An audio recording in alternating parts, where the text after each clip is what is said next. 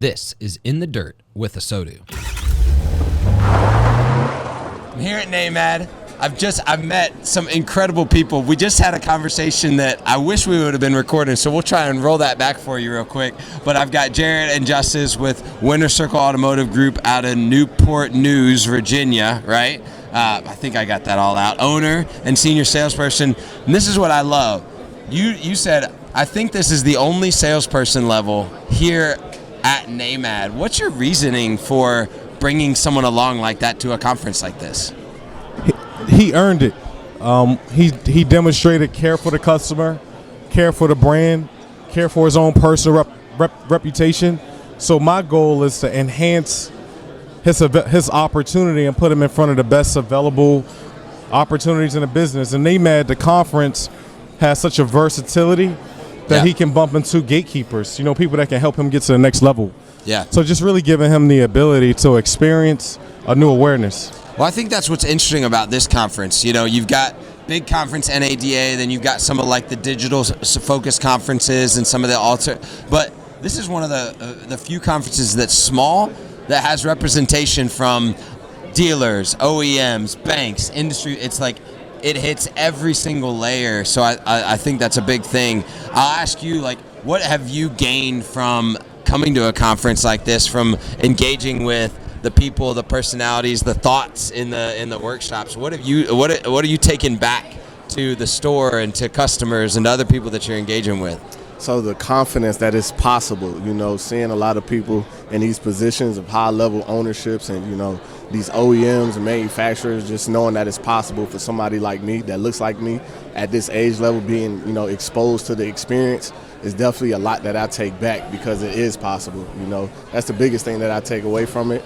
I think a lot of people my age don't even see this far, and being that I'm the youngest here, knowing that door, Jarryd opened it for me. I plan on doing the same for someone after me, being consistent, Yeah. I think that's a we at ASOTU actually think that that's a big issue in our industry, that people don't get exposed early on to the opportunity in the industry, both locally and broadly, right? Because career paths can take a bunch of different journeys, and not just salesman straight to GM in a single location. It can go a lot of different places. So are you doing things on a regular basis in your stores and in your group to expose people outside of just conferences to what's possible in the industry, both inside your stores and then outside of that as well? Absolutely. That's really our business model is exposure. So, we don't pay attention to just car-related topics. We're always on the cutting edge of exposure. What's going on in the business, but also what's going on in the world, and how does it impact your next decision? So information is, I would say, in the top tier of things that fit into our business model. I think with information, people can make more intelligent decisions. So we're always looking to pull other justices and other people that's interested in using that information and getting a step further in their career. Ladies and gentlemen, I'd like to introduce you to the new spokesperson for Automotive State of the Union. Actually, this is Jarryd. No, man after our own heart, because I think that's the opportunity that our industry has, and especially I'm sure it helps you be just a better retailer, right? Absolutely. You make better decisions from a retail mindset because you're looking outside of automotive. Where's something that because of the information that you've given your people access to or yourself outside of the industry, where you've been able to make a better decision for yourself as a retailer? Where can you point to one of those? I think that our charitable contributions help us make better decisions. We're more conscious when we can see through the lens of the folks that we're helping.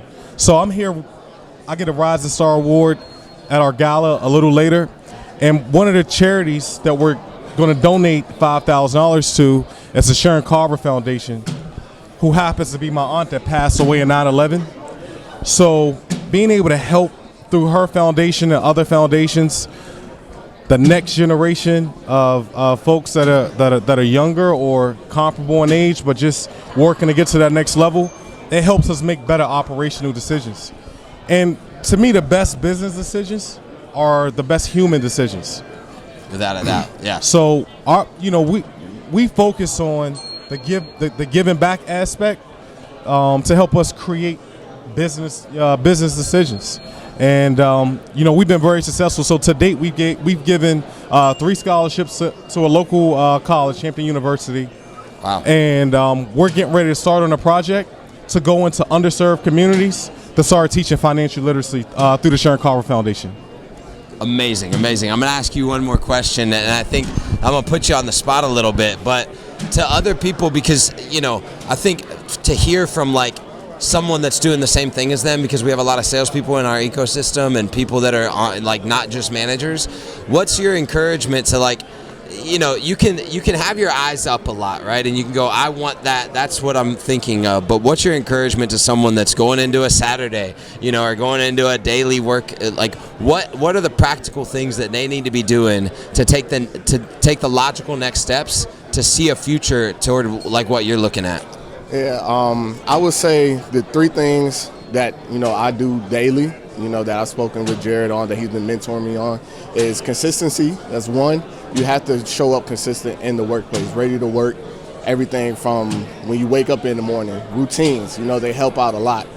Being emotionally intelligent, coming into a Saturday, everybody else is off usually, working at 9 to 5, but in the car business, it's an everyday business. There's no days off. You got to show up every day ready to work, ready to help, ready to educate, And another thing I would say is stay hungry. You cannot lose the hunger, When you come into the interview, you want that job, you're thinking about the income and how it can better help you financially. I would say keeping that hunger throughout the whole process of your career keeps you on the edge, keeps you on top. Awesome. Well, guys, Jarryd, Justice, really appreciate meeting you. I'm glad that like you pulled me aside last night, and then we've gotten to interact, because y'all are just like, you're giving me, you're like, I'm ready to run through a brick wall because the encouragement that you're giving myself and the industry. So thanks for everything you're doing. Thank you. Yeah.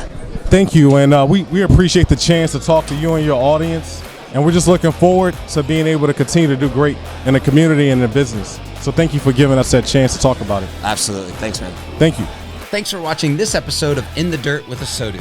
If you're new to our channel, make sure and mash that like and subscribe button. Also, check out some of these links for our other great podcasts and content.